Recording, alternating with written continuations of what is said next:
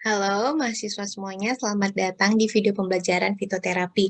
Pada video kali ini saya akan membahas fitoterapi yang digunakan sebagai imunomodulator. Kalau kita lihat di Ayurveda, itu ada kelompok yang disebut dengan Rasayanas. Jadi, kelompok tumbuhan yang termasuk dalam Rasayanas ini adalah tumbuhan-tumbuhan yang memiliki efek pada sistem imun. Kurang lebih ada 25 tanaman ya. Misalnya di sini ada aloe vera dan lain-lain. Di sini ada juga curcuma longa, Glycyrrhiza glabra. Selain dari kelompok Rasayana ini, ada yang disebut dengan non-Rasayanas. Jadi, ada tanaman-tanaman lain di dalam Ayurveda juga yang ternyata memiliki efek sebagai imunostimulatori, antipatogenik, dan antiinflamasi. Beberapa di antaranya adalah Andrographis paniculata, kemudian di sini kita lihat ada Piper beetle, dan ada Zingiber officinale. Oke, di dalam Ayurveda sendiri ya, tanaman-tanaman yang tadi sudah saya tampilkan itu kemudian diteliti oleh para peneliti dan dilihat sebenarnya senyawa apa sih yang memberikan efek terkait dengan imunomodulator. Beberapa di antaranya itu adalah senyawa dengan bobot molekul rendah. Kalau kalian lihat pada tabel ini adalah metabolit sekunder ya, senyawa fenol, alkaloid, saponin, terpenoid, dan lain-lain ini. Jadi memang kalau kita lihat metabolit sekunder, memang kan fokus penelitian, peneliti bahan alam itu lebih banyak fokus ke metabolit sekunder untuk mengetahui aktivitas farmakologis. Tapi ternyata tidak hanya metabolit sekunder saja yang memiliki efek. Ternyata metabolit primer, kalian lihat yang di sebelah kanan, ini adalah senyawa dengan bobot molekul yang tinggi. Jadi ini termasuk metabolit primer, itu ternyata juga memberikan efek imunomodulator. Contohnya protein, polisakarida, peptida, dan lain-lain. Oke, berikut ini saya tampilkan dua produk yang sudah banyak beredar di kalangan masyarakat yang digunakan untuk meningkatkan imun tubuh ya.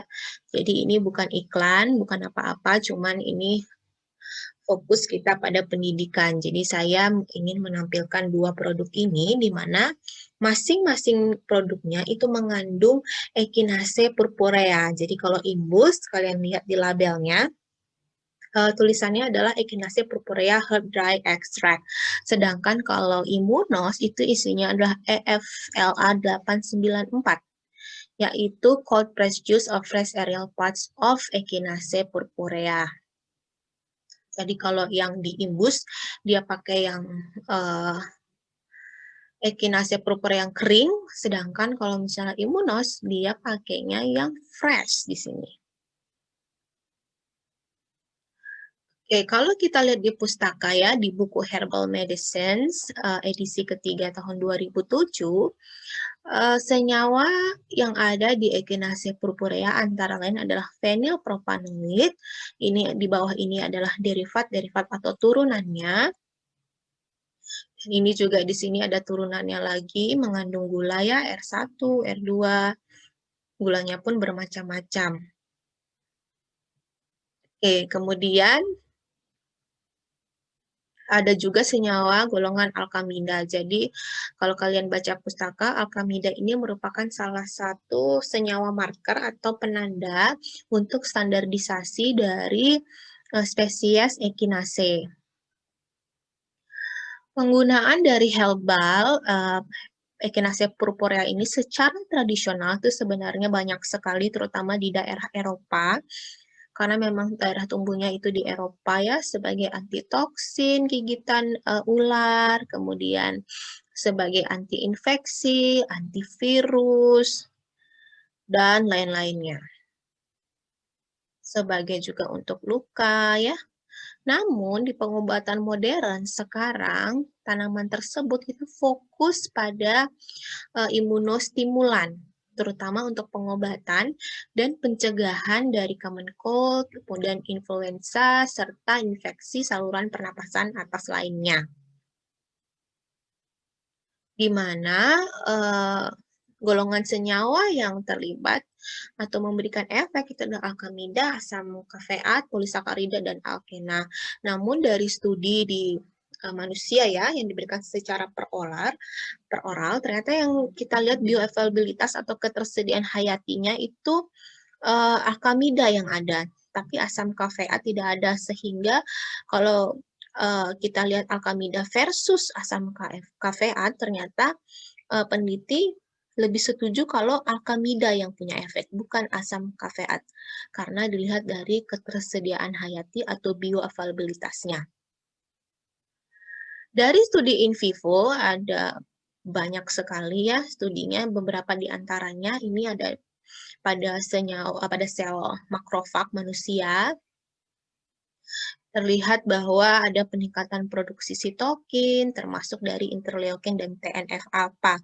Sementara itu, pengujian in vitro yang menggunakan polisakarida, hasil isolasi dari Echinacea purpurea, diketahui bahwa dapat meningkatkan produksi dari interleukin 1, sehingga ini jelas ya yang tadi pernyataan yang awal yang mengatakan bahwa polisakarida itu memberikan efek sebagai imunostimulan, terutama polisakarida yang berasal dari Echinacea purpurea. Selanjutnya dari studi in vivo, ini menggunakan tikus ya. Kemudian dilihat bagaimana sih pengaruh dari Echinacea purpurea terhadap sistem imun. Apa saja yang dipengaruhi oleh Echinacea purpurea? Kalau kita lihat di sini hasilnya, 2 minggu pertama itu jumlah dari senyawa sel darah putih yang beredar di darah itu lebih besar pada kelompok Echinacea dibandingkan kelompok kontrol. Kemudian 5 minggu berikutnya yang terlihat adalah interleukinnya lebih besar pada kelompok uji. Dan dari 8 minggu waktu pengujian, ternyata dilihat bahwa limfosit dan monosit itu lebih tinggi pada kelompok uji, sedangkan neutrofil dan eosinofilnya lebih rendah dibandingkan dengan kelompok kontrol. Kemudian, bagaimana dengan studi klinisnya? Jadi, kalau kita lihat di sini, ini beberapa studi klinis yang saya tampilkan, diperoleh dari Pustaka Herbal Medicine, dari buku ya. Ternyata tidak semuanya itu menunjukkan hasil yang memuaskan. Contohnya yang pertama ini. Ini untuk mengetahui efek dari herbal, ekstrak cair dari Echinacea purpurea herba pada kondisi URTI. URTI kalian lihat, URTI itu upper respiratory tract infections atau infeksi saluran pernapasan atas. Kalau kita lihat hasilnya dibandingkan placebo, ternyata tidak ada perbedaan yang signifikan ya. Ini juga sama, yang kedua juga tidak ada perbedaan yang signifikan. Kalau yang hasil yang ketiga ya, studi klinis yang ketiga, ternyata ini menunjukkan hasil adanya perbedaan yang bermakna dibandingkan placebo, di mana kelompok uji itu lebih efektif. Namun kelompok uji yang mana? Ini ada 3A, B, dan C. Jadi yang efektif hanya A dan B. Sedangkan C tidak. Nah, ini berbeda di dosis. Jadi kita lihat di sini pentingnya uji klinis. Ternyata yang dari hasil uji in vitro dan in vivo itu hasilnya baik, tapi ketika uji klinis bisa berbeda lagi. Ini uji klinis lainnya ya. Oke. Kemudian dari toksikologi dari Echinacea purpurea ini sudah dilakukan pada berbagai pengujian. Sebenarnya secara umum toksisitasnya itu rendah. Untuk efek samping ya, efek sampingnya itu cukup ringan. di mana pada penggunaan 4 sampai 6 minggu, penggunaan jangka panjang itu yang dikeluhkan adalah rasa yang tidak enak. Kemudian untuk kontraindikasi adalah pada pasien yang memiliki penyakit sistemik progresif, misalnya TBC dan leukemia.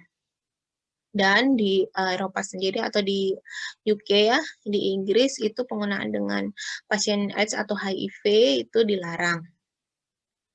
Untuk, interaksi sebenarnya belum ada obat yang, diketahui berinteraksi dengan kikinase, tetapi harus hati-hati apabila digunakan bersamaan dengan obat imunosupresif. Untuk, pregnancy dan lactation, jadi ibu hamil dan menyusui itu belum ada data yang diperoleh. Kemudian kita beralih sekarang ke sini. Jadi selama masa pandemi ini, pemerintah mengeluarkan suatu surat edaran ya, yang berisi tentang pemanfaatan obat tradisional untuk pemeliharaan kesehatan, pencegahan penyakit dan perawatan kesehatan. Di mana di surat edaran ini terdapat 6 ramuan dari tanaman obat untuk meningkatkan daya tahan tubuh dan khasiatnya itu didasarkan pada formularium ramuan obat tradisional Indonesia. Jadi 6 ramuan obat ini bisa dibuat sendiri oleh masyarakat. Apa saja ini adalah 6 ramuan tersebut. Silahkan kalian baca secara lengkap di surat edaran ini. Ini bisa silakan di googling, bisa di-download secara gratis.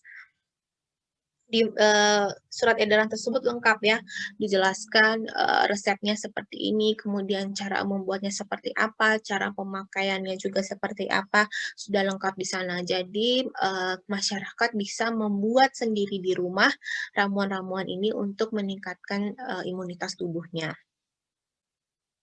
Baiklah, sekian video pembelajaran kali ini.